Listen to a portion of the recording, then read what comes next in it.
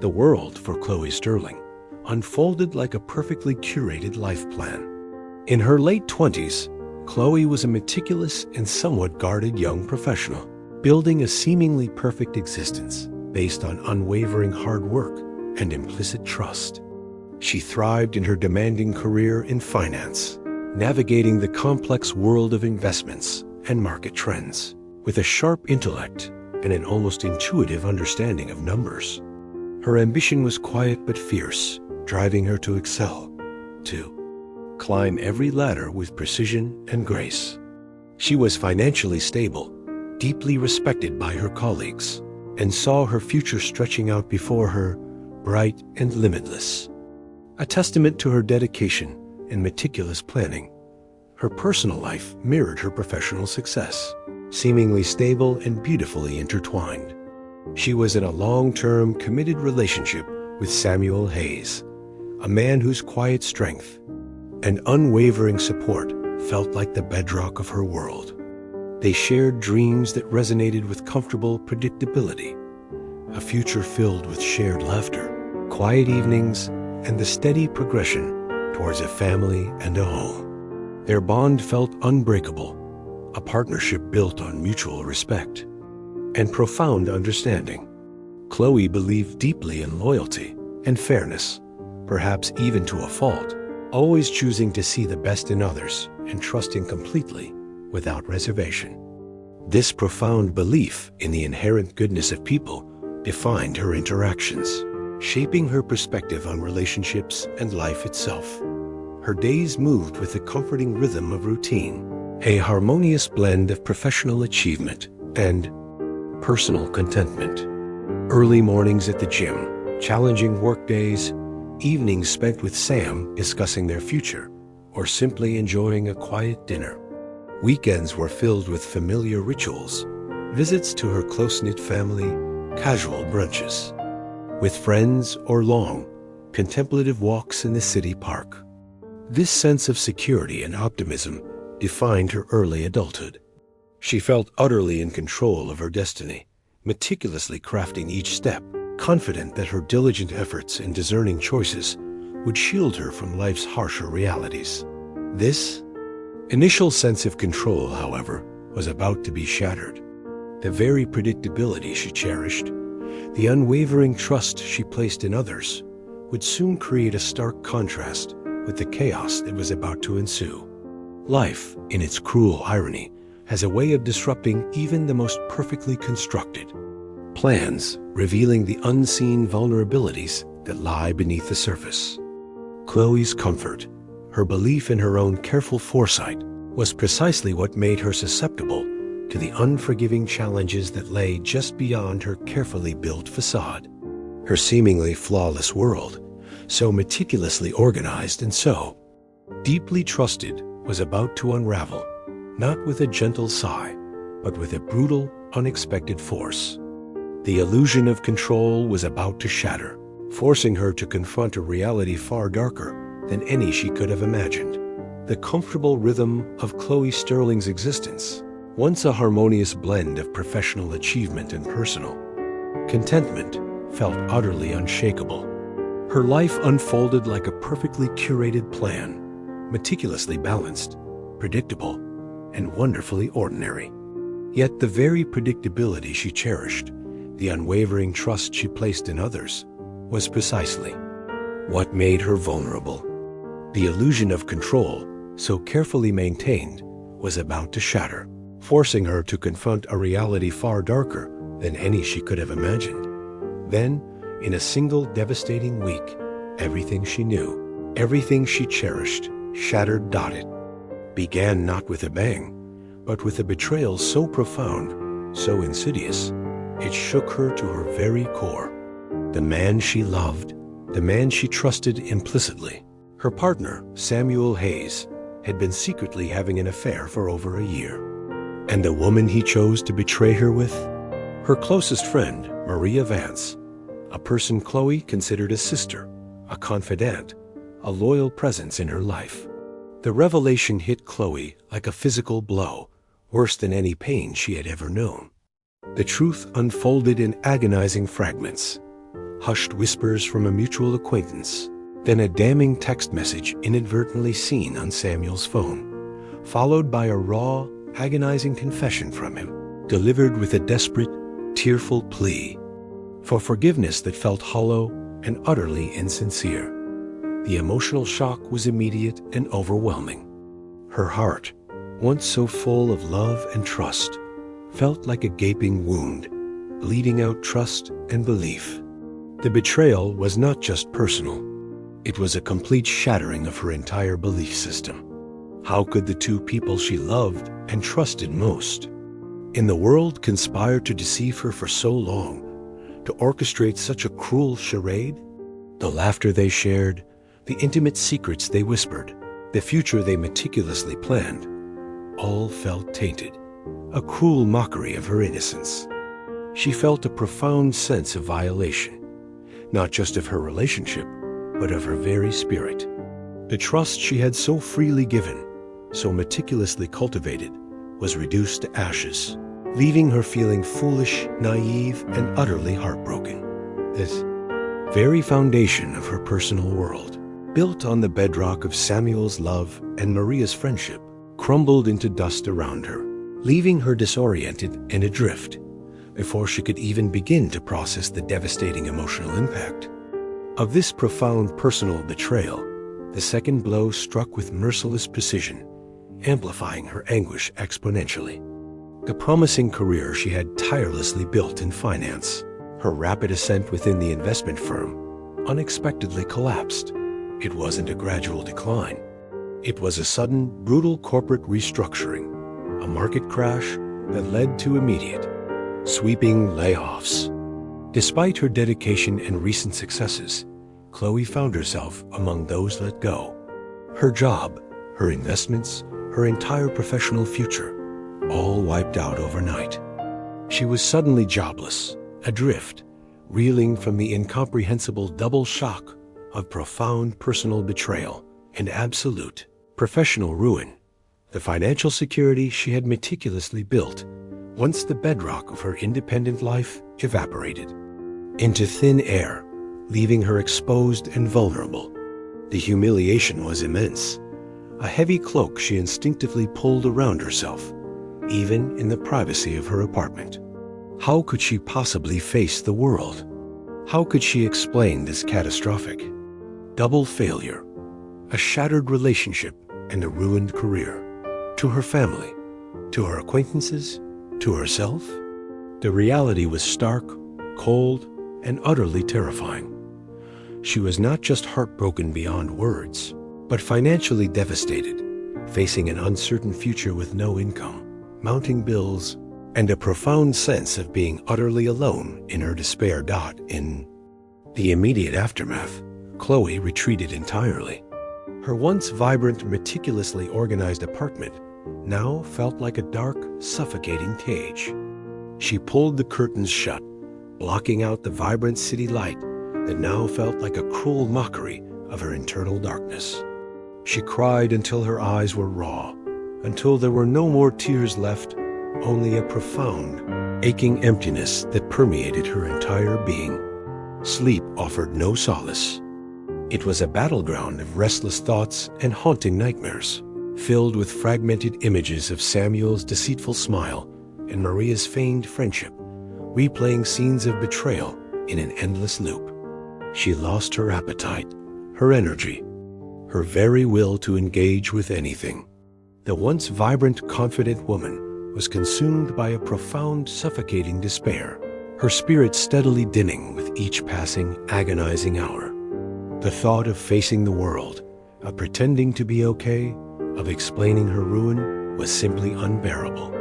She felt utterly alone, isolated in her suffering, convinced that her life had not just unraveled, but had irrevocably broken beyond any repair.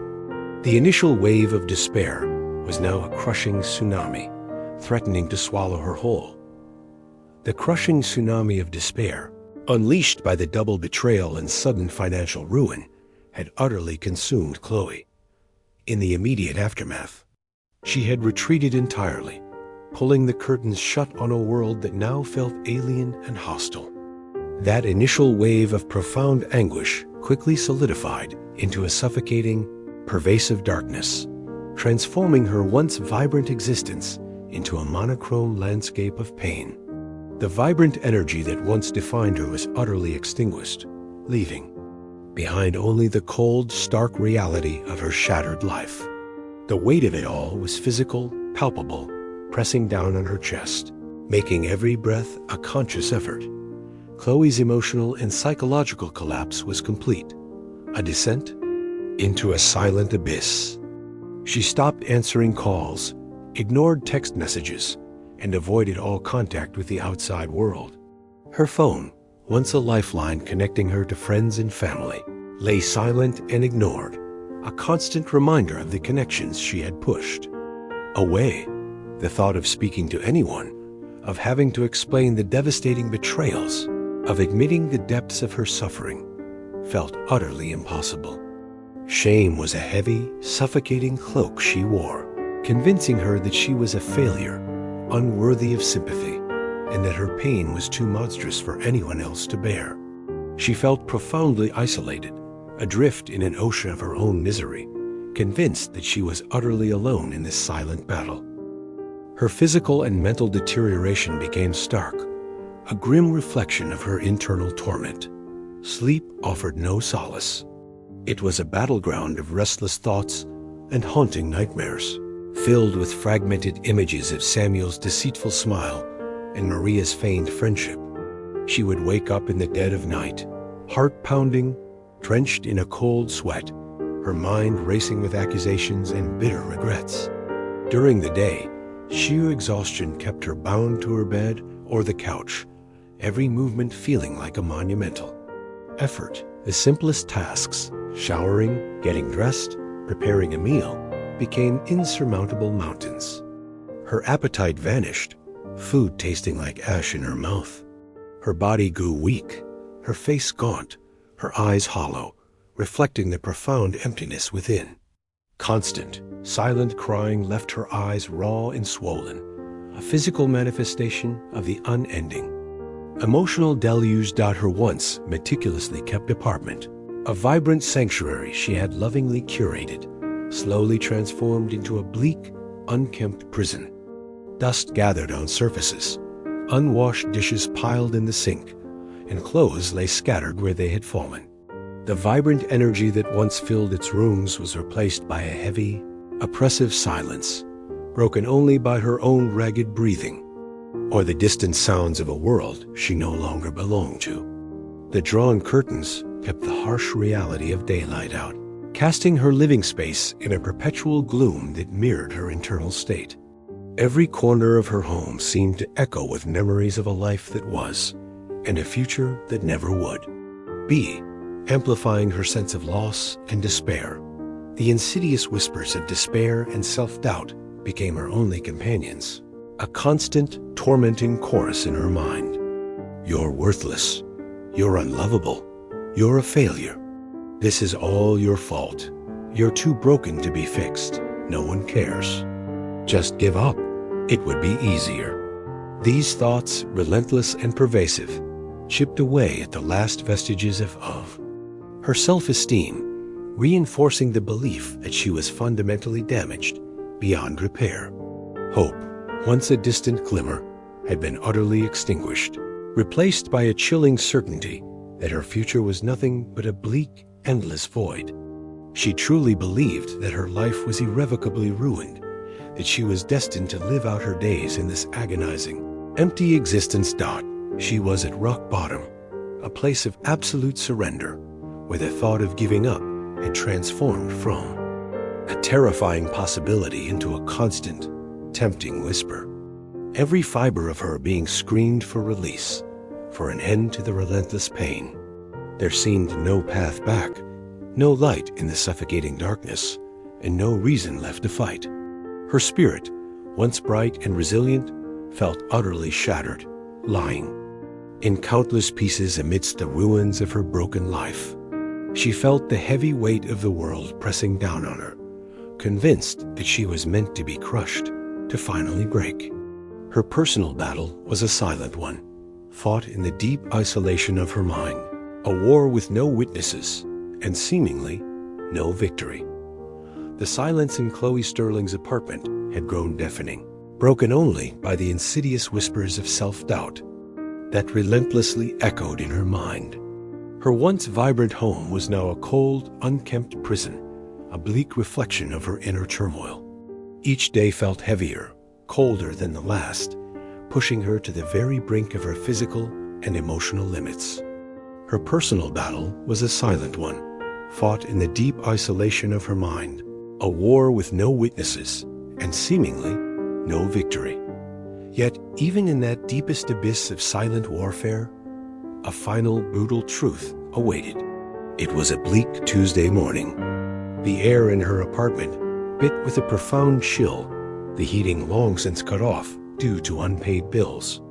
Her refrigerator was empty, its contents long spoiled or consumed, her phone dead, its battery drained days ago, severing her last fragile link to the outside world.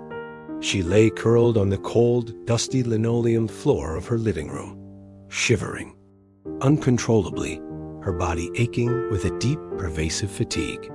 She had been there for hours, perhaps a full day, lost in a haze of misery, unable to move, unable to think, unable to care. Overdue bills lay scattered around her, stark white reminders of a reality she could no longer outrun. As she lay there, utterly defeated, her vacant gaze drifted across the littered floor. It landed on a small rectangular object, glinting dully in the faint light filtering through the grimy window. It was a fragment of a broken mirror, a piece of the vanity mirror that had fallen and shattered weeks ago, unheeded. She slowly, painfully, dragged herself closer, compelled by a strange, morbid curiosity. She peered into the jagged shard, catching her reflection, hollow-eyed, gaunt, her once vibrant features now distorted by the cracks in the glass and the profound exhaustion etched on her face. The woman staring back was a stranger, a broken woman she barely recognized, a chilling confirmation of her deepest fears. Just as the waves of self-loathing threatened to consume her entirely, a specific searing memory flashed into her mind. It wasn't a memory of kindness, but a final, cruel image, the dismissive smirk on Maria Vance's face, her supposed best friend, when Chloe, broken and weeping, had confronted her about the betrayal. And Samuel Hayes's cold, analytical gaze as he'd calmly told her she was too emotional to see things clearly. That memory, raw and searing, ignited a spark. They thought she was broken. They thought she was weak. They thought she was disposable. In that precise moment, a powerful internal shift occurred. It wasn't a sudden, miraculous cure. It was a desperate, raw, almost imperceptible decision to fight back. She remembered her grandmother's old, worn copy of Little Women, a book from her childhood, and her grandmother's fierce, loving mantra, "My darling, life will try to break you. It will knock you down, strip you bare, and tell you you're worthless. But you, my girl, are made of stardust and fire. You are not meant to be broken.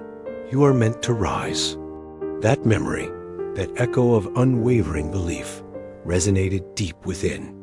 Her, a powerful voice challenging the despair, a fierce, primal surge of defiant anger, pure and unadulterated, washed over her. Not anger at Samuel or Maria or the lost job. Anger at herself.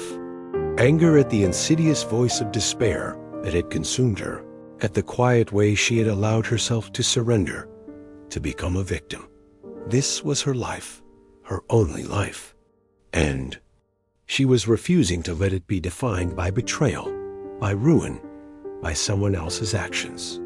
She was refusing to be broken. With a strength she didn't know she possessed, Chloe slowly, painfully, pushed herself up from the cold floor.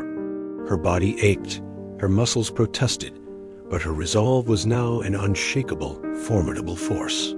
She stumbled to the tiny bathroom, splashing cold water on her face, looking at her reflection, hollow-eyed, exhausted, but now with a new, fierce light burning in their depths.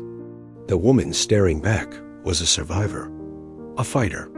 She knew with absolute certainty that this was the day she decided to fight back. She didn't know how, or what would happen next, or what battles still lay ahead. But the decision itself filled her with an unfamiliar, profound surge of power. She would reclaim her life, regardless of the daunting path ahead. Chloe, having pushed herself up from the cold floor of her desolate apartment, her reflection in the broken mirror, a stark reminder of her defiance, knew this was the day she chose to fight back. Her body ached, her muscles protested, but her resolve was now an unshakable, formidable force. The daunting path ahead loomed terrifyingly unclear, yet illuminated by a fierce, newfound determination. She had lost everything, but she still had herself. And that was enough. Her first step on this agonizing journey was the hardest, asking for help. The shame was immense, a heavy cloak she instinctively wanted to wear, but the quiet roar of her defiance, that refusal to be broken, was louder. She remembered her grandmother's fierce promise: "You are not meant to be broken, you are meant to rise," and clutched that memory like a lifeline. With trembling hands, she found her old, dead phone charger, plugged it in, and waited for its small screen to flicker to life. The first call she made was to her sister, Sarah Sterling. Chloe had pushed Sarah away during her darkest period, avoiding calls, making excuses, building walls around her suffering. Now her voice was raw, choked with unshed tears, as she finally admitted the devastating truth, the profound betrayal by Samuel and Maria, the sudden job loss that left her destitute, and the overwhelming despair that had consumed her. Sarah, heartbroken but fiercely protective, listened without a single word of judgment, her silence more comforting than any platitude. Her immediate response was unequivocal, a lifeline thrown across an abyss. "Chloe, you are coming home. Now, we'll figure this out. You are not alone." Her sister's unwavering support was the first tangible lifeline, a solid ground beneath her feet after months of drowning. Within days, Chloe was on a plane, her body exhausted, but her spirit stirring with a fragile hope. She found herself in her childhood home, a place of profound comfort, surrounded by the familiar warmth of family love. The initial days were a blur of exhaustion and intense emotional processing.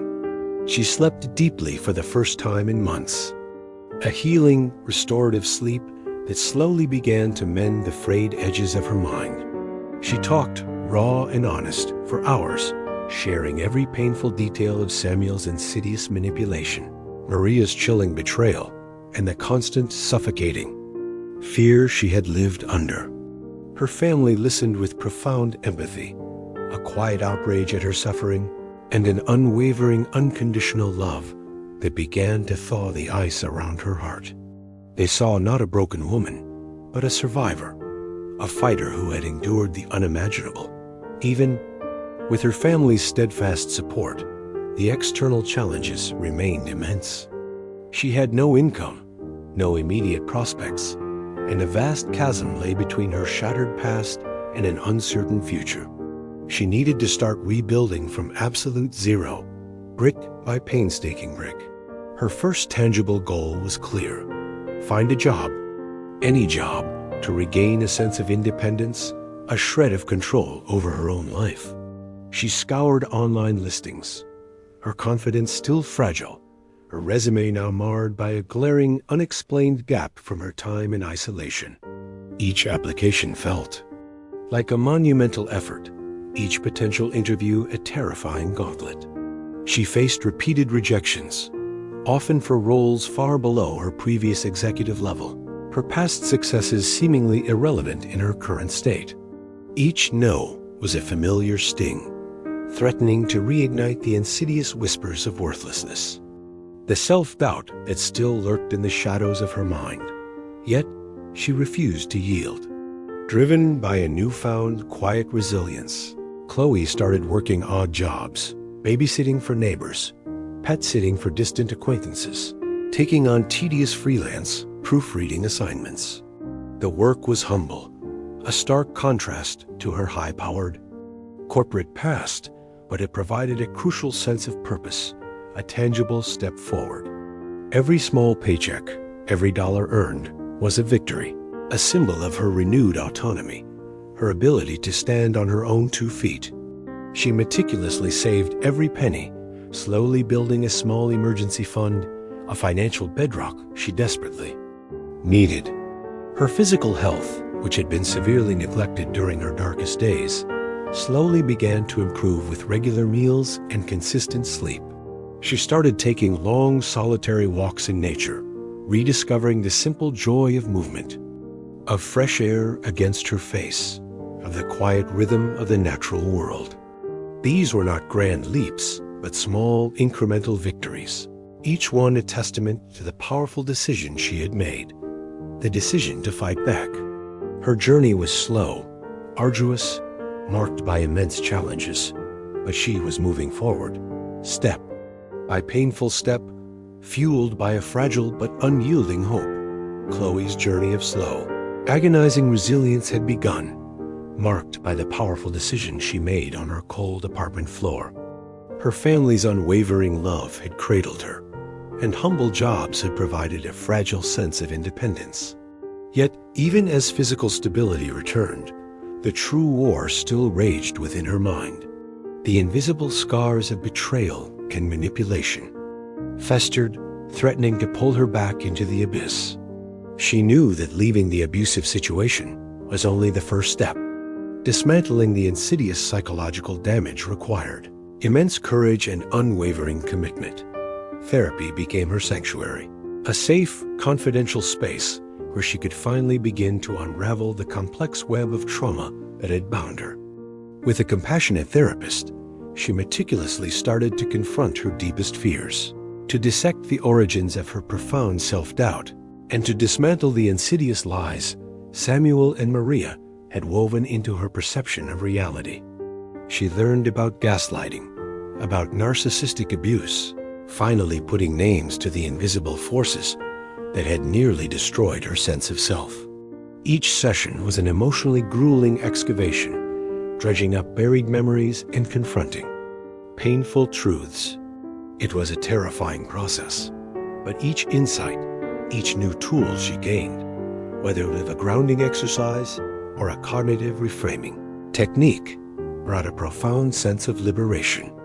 She was peeling back layers of pain slowly, painstakingly, rediscovering the authentic self beneath the debris of her broken past. Beyond personal therapy, Chloe understood that true healing also lay in confronting the injustice she had suffered. That fierce anger, ignited at rock bottom, now propelled her forward. She made the terrifying decision to pursue accountability, to consider legal action against Samuel for financial fraud and emotional abuse. This was not about revenge. It was about reclaiming her narrative, seeking justice, and holding her abuser accountable for the profound damage he had inflicted. The thought of reliving her trauma in a public forum, of exposing her deepest wounds to legal scrutiny, filled her with overwhelming dread. She feared Samuel's cunning manipulation, his ability to twist narratives and discredit her. Yet, the unyielding refusal to be broken, the fierce vow she had made to herself, propelled her forward. She meticulously gathered evidence, recounted her painful experiences to her lawyer, her voice trembling but firm, fueled by an unwavering resolve for truth. The legal process, even if only in its initial stages of consultation and evidence gathering, was an emotionally demanding battle. She prepared herself for the grueling process, for the inevitable attempts by Samuel to discredit her, to portray her as unstable and vindictive. She knew it would be a painful re-traumatization, forcing her to relive the betrayal. But each step she took, each document she organized, each meeting with her legal counsel became an act of defiance, a reclaiming of her power. Crucially, During this challenging period, Chloe found her voice in a powerful, unexpected way. Through writing. Her old, neglected writing notebook, once a symbol of her stifled dreams, became her most trusted confidant. She began to pour her raw, unfiltered experiences onto the pages, transforming her pain into prose. She wrote about the intricate patterns of emotional manipulation, the insidious nature of control, and the agonizing process of reclaiming one's identity after abuse. Her words, born from deep suffering, began to pulse with a raw honesty and a burgeoning power. This act of writing, this quiet process of creating her own story, became a profound tool for her healing, a way to process her past, understand her trauma, and envision a future where she was the author, not the victim. Through this deeply personal expression, she was not only healing herself, but inadvertently laying the groundwork for a broader impact, for a powerful form of advocacy. Chloe's journey of healing, marked by her fierce decision to fight back, culminated in a profound transformation. The arduous battles she waged in therapy and through the demanding legal system had not only freed her from her abuser's grip, but had forged an unbreakable spirit within her. She emerged from the crucible of her suffering, not as a broken victim, but as a testament to resilience, a living embodiment of the human capacity to reclaim one's narrative and redefine one's worth. Her strength, once quiet and often hidden, now radiated with a powerful, authentic glow, a beacon for others. Her professional life, once shattered, experienced a remarkable resurgence. Driven by a newfound purpose rather than just ambition, she re-entered the professional world, not in her old corporate role, but with a clarity and passion born from adversity. Her unique perspective, shaped by the experience of having her own voice silenced, made her an invaluable asset in fostering inclusive environments and empowering marginalized voices. She channeled her energy into a new venture, perhaps founding a consultancy or excelling in a leadership role, where her focus was on building supportive cultures and advocating for ethical practices. Her success was no longer about climbing a ladder. It was about building a bridge for others. Beyond her career, Chloe transformed her personal trauma into a compelling platform for advocacy. Her raw, honest story, once confined to the pages of her private journal, became a powerful voice for change. She started speaking publicly, initially to small support groups, then at larger conferences and workshops. Her voice, once silenced by fear, now resonated with profound clarity and strength, sharing her powerful testimony about breaking free from emotional manipulation. She became an accidental advocate, shedding light on the insidious nature of control, and inspiring countless individuals, both men and women, who were trapped in similar situations. She offered not just hope, but a practical roadmap to freedom, teaching them to identify the subtle signs of abuse, to seek help, and to find their own courage to fight back. Her impact grew exponentially. She dedicated herself to empowering survivors, realizing that her profound experience was her greatest qualification. She might have established or championed a non-profit organization, such as the Unsilenced Voices, providing crucial resources like legal aid, therapeutic support, and safe housing options for individuals seeking to escape abusive relationships. She worked tirelessly, fueled by her own past suffering, ensuring that no one else had to fight their battle alone. She not only escaped her own prison, but was actively tearing down the walls for countless others, demonstrating that true healing extended beyond the individual to the entire community. Her relationships, once marred by betrayal and isolation, healed and deepened. Her bond with her family strengthened immeasurably, built on a new foundation of radical honesty and profound appreciation for their unwavering love. She might have even found a quiet sense of peace, and perhaps a new, healthier friendship, or even a loving partnership with someone who truly saw and cherished her authentic self, scars and all.